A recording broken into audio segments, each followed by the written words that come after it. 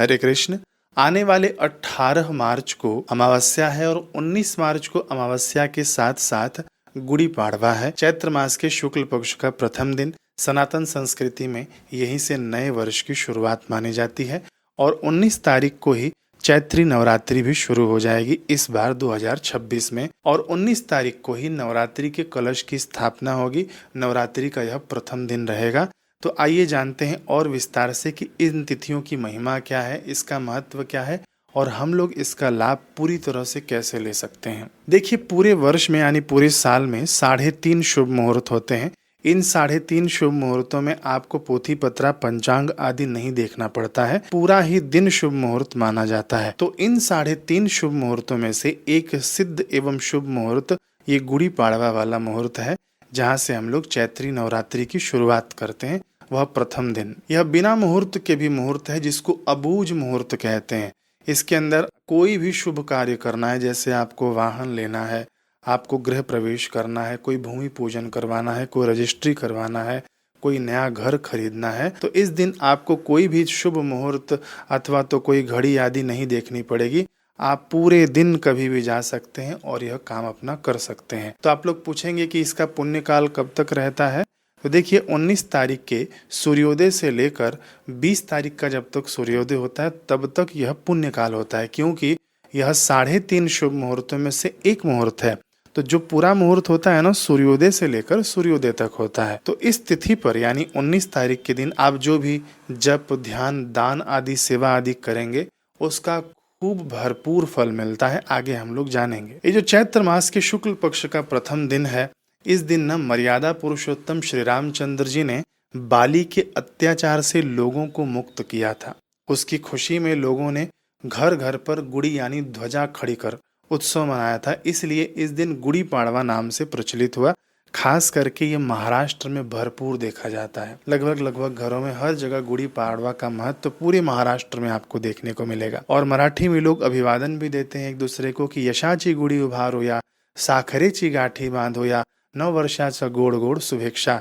इसका अर्थ है कि आइए सफलता की गुड़ी फहराएं यानी ध्वजा फहराएं, शक्कर की माला बांधें, एक नए साल की मीठी मीठी शुभकामनाएं, मीठी मीठी हम लोग शुरुआत करें। आध्यात्मिक ढंग से देखें तो यह सतयुग का प्रथम दिन है, यानी यह युगादि तिथि भी है।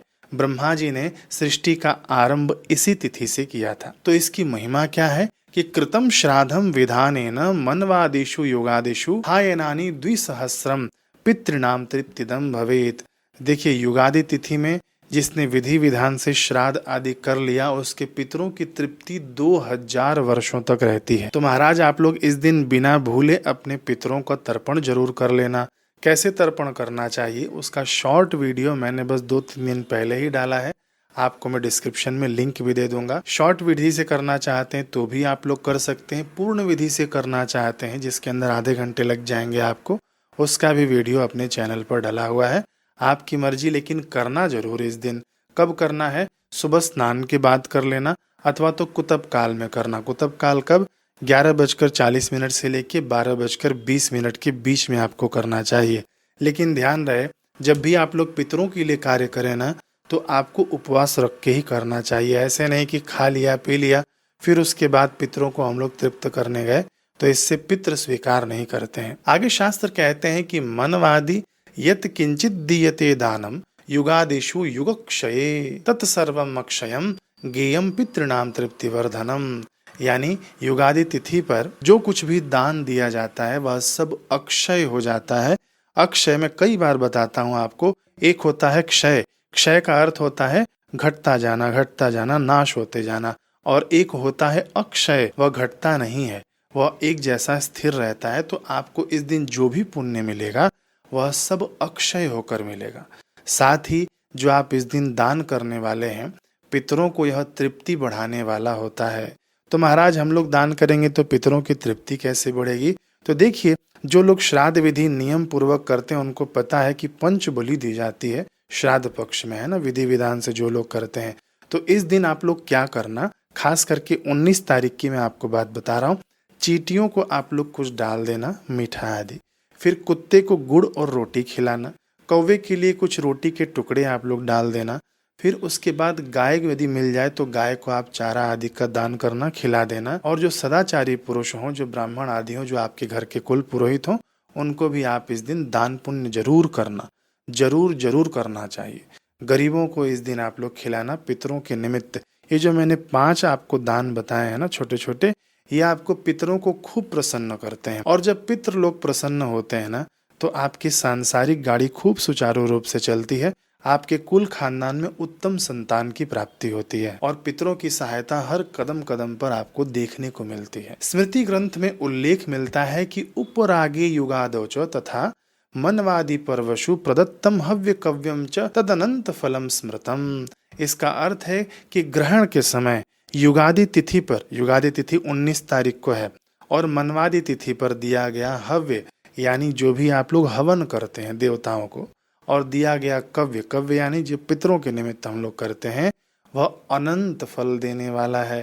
अनंत यानी इनफाइनाइट होता है, ठीक है, वो अनंत यानी इसका कोई अंत नहीं है, इतना पुण्य आपको मिलता है। हेमाद्री में वर्णन आता है कि एताश्च सहस्रः कथिता युगाद्यः दत्तम हुतम चाक्षयमेषु सर्वम, कि ये जो 4 युग है ना, त्रेता युग, द्वापर युग, सतयुग, कलयुग, ये इनकी जो शुरुआत वाली तिथि है उसको युगादि कहते हैं। इस तिथि में दिया गया दान और किया गया हवन सब कुछ अक्षय अविनाशी होता है। तो महाराज इतने सारे ग्रंथों से निकाल कर मैंने यहाँ आपको बता दिया कि यह तिथि युगादि तिथि है, और इसके अंदर आप जो भी कर्म करेंगे, पुण्य कर्म करिए चाहे पाप कर्म करिए, सब अक्षय हो जाएगा। तो खूब संभाल के इस दिन आप लोग सत्कर्मों को जुटाने में लग जाना। नारद पुराण, हेमाद्री, तिथि तत्व निर्णय सिंधु, पुरुष चिंतामणि, विष्णु पुराण, भुजबल निबंध में इसका खूब खूब उल्लेख आता है। मैंने सार सार आपको निकाल कर बता दिया। इतने से आप लोगों को इस तिथि की महिमा समझ में आ गई होगी। और बस इतना ही नहीं, एक श्लोक और मेरे ध्यान में आ रहा है कि युगे युगे वर्ष शतेन दानम युगादि काले दिवसेन तत्फलम। इसका अर्थ होता है कि प्रत्येक युग में 100 वर्ष तक दान करने से जो फल होता है वह युगादि काल में एक दिन के दान से प्राप्त हो जाता है। मान लीजिए आप न सतयुग में हैं, तो सतयुग में आप लोग पूरा 100 वर्ष तक दान करेंगे तो जो आपको पुण्य मिलेगा वह युगादि काल में जो 19 तारीख को है, कलयुग में यदि आप उस एक दिन दान करते हैं तो पूरे 100 वर्षों के दान का आपको पुण्य मिल जाता है। त्रेता युग में है, द्वापर युग में है, 100 वर्षों तक दान करिए, जो पुण्य मिलेगा वह आपको एक दिन मिल जाएगा 19 तारीख के दान से। तो यहाँ पर कृपणता नहीं दिखानी चाहिए, कंजूसी नहीं दिखानी चाहिए। यही आपका सच्चा बैंक बैलेंस है, यही आपका सच्चा डिपॉजिट है जो आप लेकर साथ में जाएंगे। अब देखिए 19 तारीख को सनातन धर्म के हिसाब से ये नया साल है, ठीक है। तो नए साल के प्रथम दिन जैसे आप रहेंगे, प्रसन्नता पूर्वक रहेंगे, रोते रहेंगे, खूब दुखी आदि रहेंगे, ब्रह्मा जी बता रहे हैं कि वैसे ही पूरा साल आपका बीतता है। तो यत्न पूर्वक दान पुण्य करके, भगवान का ध्यान भजन करके आपको प्रसन्न रहने का प्रयास करना चाहिए।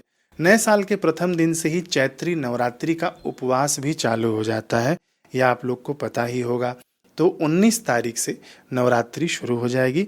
तो क्या काम करना, आप लोग 9 दिन का उपवास यदि आप लोग कर सकें तो बहुत अच्छी बात है, तपस्वी हैं आप लोग। 9 दिन का व्रत उपवास नहीं कर सकते हैं तो केवल कम से कम 1 दिन का व्रत उपवास करिए। मैं इसके फायदे आपको बताता हूँ। देखिए 19 तारीख को युगादि तिथि है और 19 तारीख को नवरात्रि का प्रथम दिन है। तो प्रथम दिन यदि आप व्रत उपवास करते हैं तो वह आपके व्रत उपवास का पुण्य भी अक्षय होकर मिलेगा, वह पुण्य भी अनंत होकर आपको मिलेगा, ठीक है, क्योंकि नवरात्रि के प्रथम दिन के उपवास की खूब महिमा है। तो ऐसा दुर्लभ मौका क्यों खोना। अब हम लोग पूरे संक्षिप्त में सुनते हैं, डिटेल्ड में सुनते हैं कि हमको इस दिन करना क्या है, ठीक है।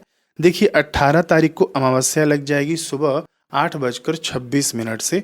तो इस दिन आप लोग ये सावधानी रखना कि आपको पत्र पुष्प आदि नहीं तोड़ना है। दूसरी बात आपको ये ध्यान रखना है कि आपको इस दिन तर्पण करना है अपने पितरों के निमित्त। मैंने आपको बताया है अमावस्या के दिन क्या करना है। आपको एक लोटे में जल लेना, तांबे का लोटा हो तो अति उत्तम माना गया है, और उसके अंदर काला तिल डाल देना। फिर उसके बाद उसको सामने रख लेना, गीता जी के 7वें अध्याय का पाठ कर लेना। फिर मंत्र सहित आपको वह दक्षिण दिशा की ओर मुख करके अपने पितरों का स्मरण करते हुए उनके निमित्त यह आपको जल अर्पित करना है। मैंने पूरा विधि विधान से एक छोटा सा वीडियो बनाया है 10 मिनट का, पूरा डिटेल्ड वीडियो है, आप उसे देख लेंगे ना, एक ही बार देख लेंगे तो पूरी ज़िंदगी भर वह याद रहेगा आपको। ठीक है, तो उस वीडियो को ज़रूर देख लेना, डिस्क्रिप्शन में दे दे रहा हूँ लिंक। तो अमावस्या को आपको पितरों को दान देना है जल का 18 तारीख को। ठीक है, पत्र पुष्प तोड़ने से बचना है, दूसरे का अन्न खाने से आपको बचना है।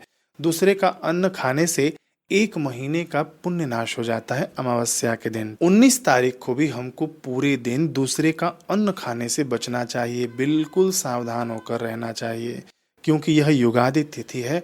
इसमें जितना पुण्य आप अर्जित करते हैं उतना पुण्य खोने का भी डर रहता है ना। मैंने आपको बताया कि जो भी आप लोग सत्कर्म करें चाहे दुष्कर्म करें, यह कुठार की तरह वज्र हो जाता है, यह खत्म नहीं होता है जल्दी, जन्म जन्मांतरों तक चलता है। हम लोग बात कर रहे थे कि हमको करना क्या है। तो इस दिन ना लोगों की लगभग छुट्टियां होती हैं, यदि नहीं हो तो भी आप लोग अपने समय अनुसार हवन जरूर कर लेना। हवन से क्या होता है ना, हम लोग देवताओं को तृप्त करते हैं। महाराज, हम लोग अपने आसपास दरिद्र नारायणों को तो भोजन आदि बांटेंगे ही, लेकिन देवताओं को भी तृप्त करने का आप लोग प्रयास करिएगा। खूब सारे हवन के वीडियो अपने चैनल पर डले हुए हैं, सर्च कर लेना हवन बाय योगीराज मनोज।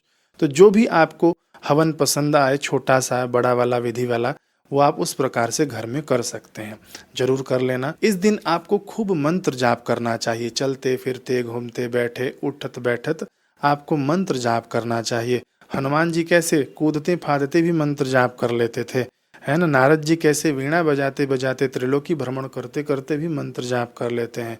तो ऐसे ही हमारा नाम जब चलता रहे, भगवान का स्मरण चलता रहे इस दिन। ठीक है, और मुख्य रूप से आपको इस दिन दान करना है। दान मैंने आपको बता दी। हो सके तो इस दिन आप अपने दरवाजे पर तोरण जरूर बांध लेना, यह बड़ा ही शुभ होता है।